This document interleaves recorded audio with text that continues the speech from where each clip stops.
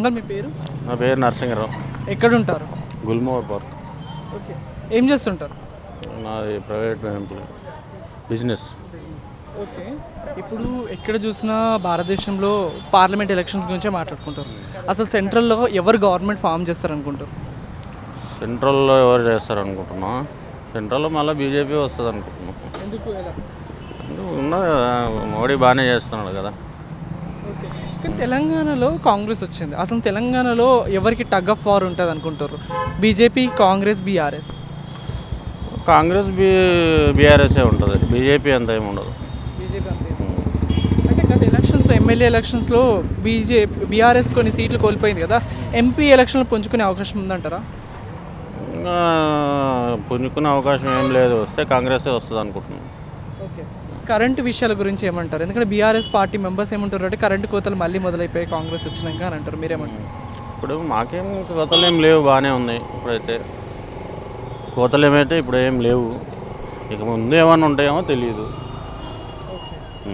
ఇప్పుడు అంటే మోస్ట్లీ ఇప్పుడు ఎంపీ ఎలక్షన్స్ రాగానే ఇటు తెలంగాణలో అయితే కల్వకుంట్ల ఫ్యామిలీ నుండి అందరూ అరెస్ట్ అవుతారు కదా, దాని మీద మీరేమంటారు?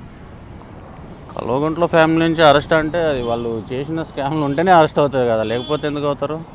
అంటే ఎలక్షన్స్ ముందు ఇది ఒక స్టాండ్ కదా. ఎలక్షన్ ముందని అంటే దాన్ని ఏం లేదు, దాని టైం వచ్చింది వాళ్ళు చేస్తున్నారు అంతే. ఇప్పుడు అంతకుముందు వాళ్ళు గవర్నమెంట్ ఫామ్ ఉండే వాళ్ళదే ఉండే కాబట్టి అప్పుడు లేదు, ఇప్పుడు వాళ్ళు లేదు కాబట్టి వాళ్ళు చేస్తున్నారు. ఓకే అంకల్, మీ పేరు? మీ పేరు? నారాయణ. ఏం చేస్తుంటారు? సివిల్ కాంట్రాక్ట్ అండి. ఎక్కడ ఉంటారు? ఎల్లాపూర్. ఓకే, మీరు చెప్పండి, అసలు ఏంది సెంట్రల్ ఎవరు గవర్నమెంట్ ఫామ్ చేస్తారు అనుకుంటారు?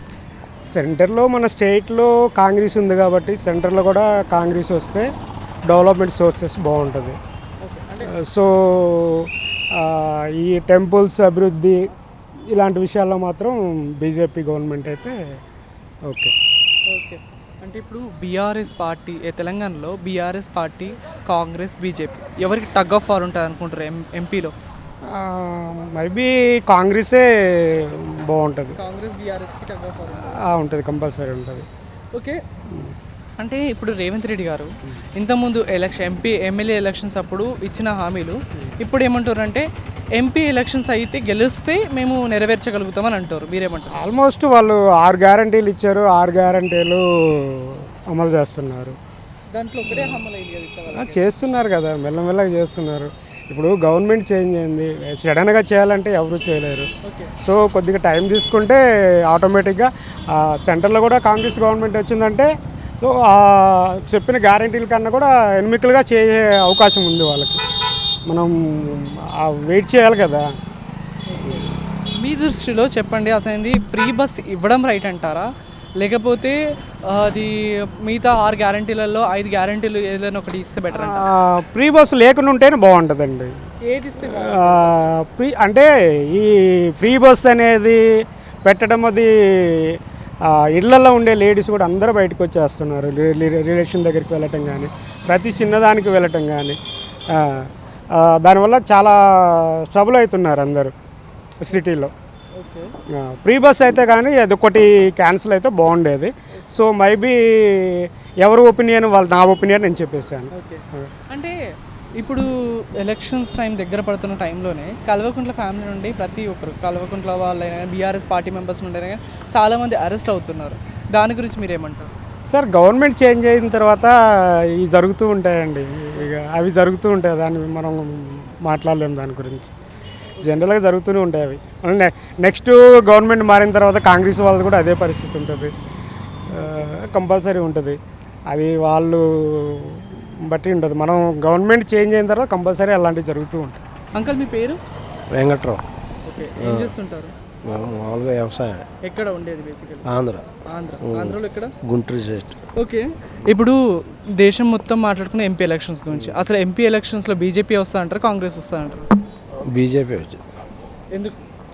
ఎందుకంటే నరేంద్ర మోడీ బాగా యాక్టివ్గా పనిచేస్తున్నారు కాబట్టి, అభివృద్ధి చేస్తున్నారు కాబట్టి. ఓకే, ఒకవేళ అంటే ఇప్పుడు కాంగ్రెస్లో ఒకవేళ గెలిస్తే, కాంగ్రెస్లో రాహుల్ గాంధీ పీఎం అయ్యే క్యాపబిలిటీ ఉందంటారా? ఉంది, క్యాపబిలిటీ ఉంది. ఓకే, ఎందుకంటే మిత్రపక్షాల్లో ఉన్న క్యాండిడేట్ రాహుల్ గాంధీ కదా, కూటమిలో వాళ్ళేగా, అది వేరే వాళ్ళకి ఇచ్చినా వద్దకు కుదరదు కదా. ఎందుకు కుదరదు? అవును మరి కాంగ్రెస్ బలమైన పార్టీ ఇది కూటమిలో అది. ఓకే, అంటే కాంగ్రెస్లో రాహుల్ గాంధీ కాకపోతే ఎవరైతే బాగుంటుంది పిఎంగా? ఎవరైనా అంటే ఇప్పుడు నలుగురు 4 రకాలుగా అంటూ ఉంటారు, దాని గురించి కాకుండా రాహుల్ గాంధీ అయితే బెటర్. ఓకే, ఆంధ్ర అన్నారు కదా, ఇప్పుడు ఆంధ్ర ఎలక్షన్స్లో ఎంపీ ఎలక్షన్స్ ఉన్నాయి, ఎమ్మెల్యే ఎలక్షన్స్ ఉన్నాయి. అసలు ఏంది ఎంపీగా గెలిచే అవకాశం ఉందంటారా ఇప్పుడున్న గవర్నమెంట్? వైఎస్ఆర్సీపీ వచ్చింది ఖచ్చితంగా. అంటే జగన్ చేసిన సంక్షేమ పథకాలు కానీ అయ్యాను బాగానే ఉన్నాయి, ప్రజలకు అందరికీ అందుబాటులో ఉన్నారు, అది దానివల్ల జగనే సీఎం అవుతాడు. ఇప్పుడు తెలంగాణ రాజకీయ ప్రభావం అది ఆంధ్ర మీద చూపించే అవకాశం ఉందంటారా? అదేం ఉండదు, దీనికి separate. Telangana separate, Andhra separate కాబట్టి ఆంధ్రాలో అక్కడ వాతావరణం వేరు, ఇక్కడ వాతావరణం వేరు. ఓకే, అక్కడ బీజేపీ కూటమితోని ముందుకు వస్తుంది, అది కూడా టీడీపీ తర్వాత జనసేనతోని.